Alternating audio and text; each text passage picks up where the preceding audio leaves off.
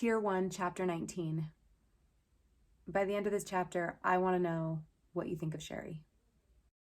Chapter 19. Eric is gone. He's been gone on and off for 3 weeks. I am waiting at a table for Sherry, who is meeting me for lunch while the boys are out with Nick, Steven, and Steven's friend Liz. At first, I wasn't sure how I felt about that arrangement, but I figure if Liz is going to be a part of Steven's life, we may as well get to know her sooner rather than later. At least Tal seemed to connect with her right away. Sherry walks in, and I motion for her to join me, embracing her when she arrives at the table. "Wow, are you okay? That hug was intense," she laughs. In that moment, my facade cracks, and I can't help it. My face contorts, and tears spill down my cheeks. "Okay, whoa, what is going on, Kate? You didn't seem upset when we talked on the phone." "I don't know," I stall, realizing I may not understand how to describe my feelings to someone who hasn't experienced a long-term pair for themselves. "Eric has been really distant, and I don't know what to do. Sherry, he is basically a part of me. We talk about everything, and now I have honestly never felt so alone. He is completely shutting me out.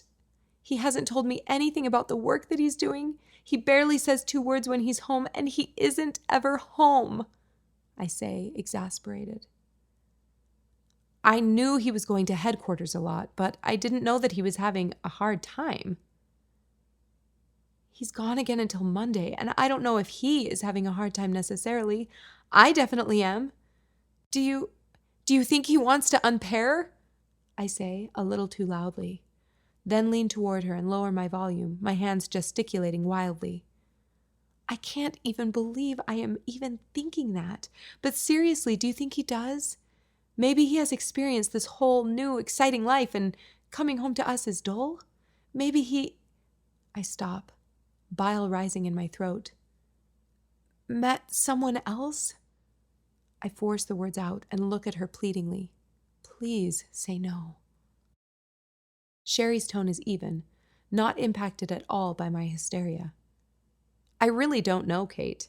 This is all new information for me. People do choose to break pairings sometimes. Usually it's when their kids are older and they feel like they can give more to society individually than as a pair. Or their responsibilities don't make it possible to stay paired.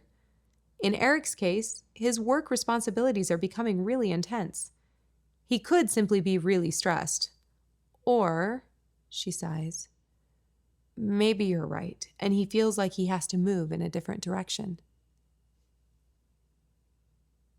I look at her, aghast.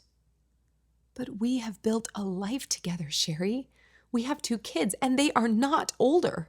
They are still little boys. How could he ever feel like work demands were more important than that?" I ask, the knot in my stomach growing by the second.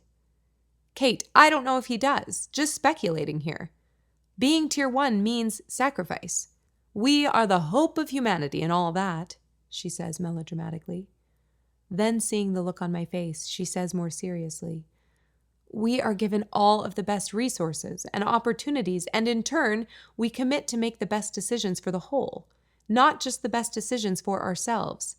I know Eric wouldn't ever put work above his kids unless it meant that his work was going to benefit society as a whole more than his work within his family. What he is doing is life-changing.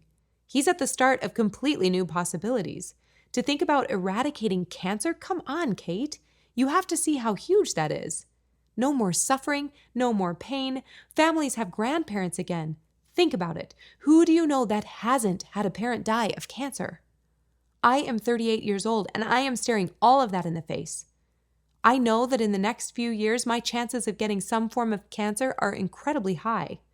If I knew that something I could do would spare a percentage of individuals in the next generation, more in the next, and eventually clear the human race, how could anyone say no to that?" She takes a long drink of her water. I am transported back to when I asked Nick the same question about the woman he considered pairing with. Suddenly, I see that situation in a different light. "I know, I get it. But he made a comment a few weeks ago that is just not sitting right with me. He said that he needed to toe the line if he wanted to still be involved. Wouldn't that insinuate that his involvement is optional? That Berg could move forward without him?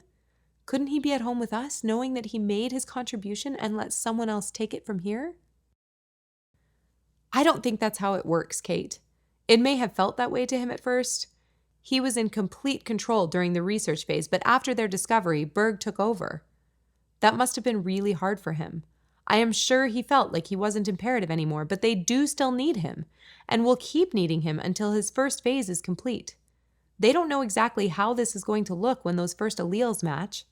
New pairs will need to be trained, embryos tested for the entire 9 months, and then they will continue to scan, watch, and compile data on them over the course of their entire lives. Then hope that those progeny have enough genetic diversity to pair again. This is just the beginning. My body seems to slump lower with every sentence, and as she finishes, I am completely deflated. What does this mean for me? For the boys? Are we just left to pick up the pieces and figure it out? I stumble over my words. I don't even know anyone that has been through this. What do I do? The tears start to well up in my eyes again. With as much crying as I have been doing lately, my eyes feel permanently irritated and puffy. I think you need to talk to Eric. Ask him how he feels and what his expectations are. Who knows? Maybe this does have an endpoint and he is only overwhelmed. This has all happened so fast, and again, I chastise myself for jumping to conclusions so quickly, but I have given it some time, and I can't keep ignoring my gut. I can sense that he is done, that he is purposefully driving me away. But I can't imagine living life without him in it. Why should I have to imagine that? This life requires sacrifice, I get that. In this situation, though, why can't we make both ideals work? This discovery is huge, yes, but it will be generations before the benefits are realized. My 2 boys are also going to be contributing to future generations. How can we not find a way to take care of both sides? Kate, are you going to say anything? Sherry asks gently. I don't know what to say.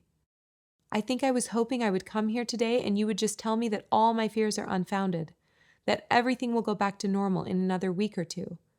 I didn't expect to have to think about changing every expectation I have had for my life. She reaches across the table and squeezes my hand. Trust me, I know all about changing expectations. It's no fun, but you do become stronger through the process. I, out of habit, squeeze back, though I find no comfort in it. My body craves to be home, but even as I think it, I realize that my home doesn't exist right now. Eric is my home. Anywhere I go feels empty without him there, without all of him. This shell of a person in my house is not Eric, and I don't know how to get him back. I am empty, and there is no place I can go that will fill this void.